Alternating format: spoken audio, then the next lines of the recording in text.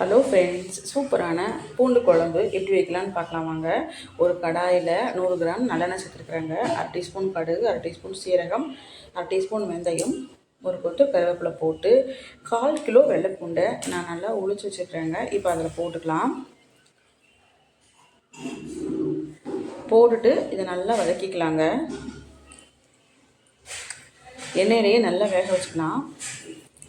பூண்டில் பார்த்தீங்கன்னா எண்ணிலடங்கா சத்துக்கள் அவ்வளோ இருக்குங்க. வாரத்துக்கு ஒரு நாள் பூண்டு குழம்பு வச்சு சாப்பிட்டிங்கன்னா உங்கள் உடம்புல இருக்கிற கெட்ட கொலஸ்ட்ரால், பிபி எல்லாமே உங்களுக்கு அப்படியே ரெடியூஸ் ஆகும்.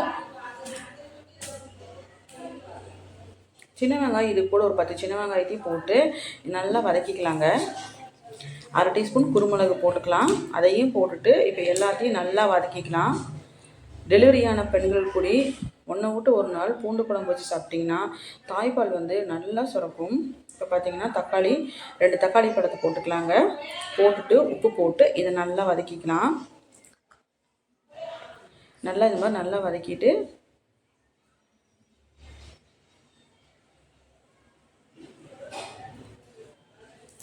ஒரு டிஃப்ரெண்ட்டான டேஸ்ட்டில் இருக்குங்க. இந்த மாதிரி பூண்டு குழம்பு வச்சிங்கன்னா ரொம்பவே சூப்பராக இருக்கும். வீட்டில் இருக்கிறவங்க எல்லாருமே ரொம்ப விரும்பி சாப்பிடுவாங்க. 1/2 டீஸ்பூன் மிளகாத்தூள், 1/2 டீஸ்பூன் மல்லித்தூள், 1/2 டீஸ்பூன் சீரகத்தூள் போட்டுக்கலாம். 1/4 டீஸ்பூன் மஞ்சத்தூள், 1/4 டீஸ்பூன் சாம்பார் பவுட்ரு எல்லாத்தையுமே போட்டுட்டு இப்போ இதை நல்லா வதக்கிக்கலாம்.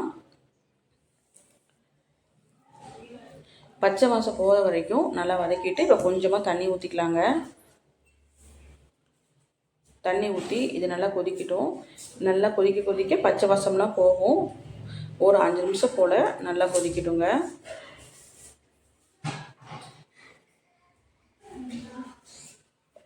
இப்போ பெரிய நெல்லிக்காய் சைஸ் அளவு புளி ஊற வச்சுருக்கிறேன். அதை கரைச்சி உள்ளே சேர்த்துக்கலாம்.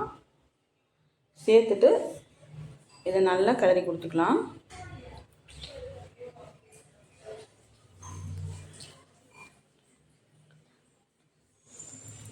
அவ்வளோதான், சூப்பராக ரெடி ஆகிடுச்சு நம்ம பூண்டு குழம்பு. ஒரு 5 நிமிஷம் க்ளோஸ் பண்ணி வச்சுட்டு நல்லா கொதி வரட்டுங்க. நல்லா எண்ணெய் பிரிஞ்சு வர ஸ்டேஜில் நம்ம ஸ்டவ் ஆஃப் பண்ணிடலாம்.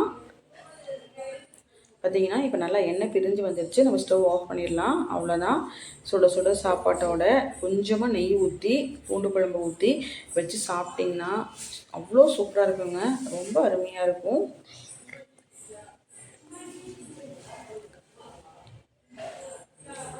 மறக்காமல் ட்ரை பண்ணி பார்த்துட்டு எப்படி இருக்குன்னு சொல்லுங்கள்.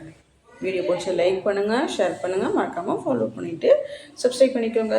தேங்க்ஸ் ஃபார் வாட்சிங்.